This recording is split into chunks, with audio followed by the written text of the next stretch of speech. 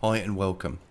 In this video I'm going to show you how to edit a project and how to use the project settings within Raptor's web crawler. You will have to have already added a project to your account, which you'll typically do as part of the getting started and sign up process. We also have videos that cover how to add a project, so if you're unsure how to do that, please check out one of those videos. Once you log into Raptor, you'll see all of the projects that you've previously added on the home page, which is our projects page. Now from here you'll notice that there's some icons on the far right for each project.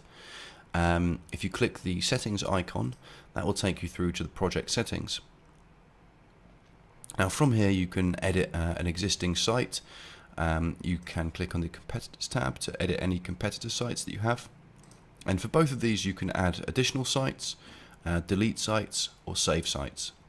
At the moment these are all of the settings that we have available from within a project.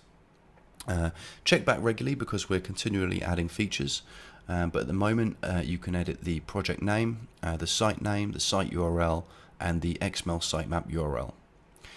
You can do all of this from within the project settings, and that's pretty much everything there is to know about project settings at the moment. So I hope you found this video useful and thanks for watching.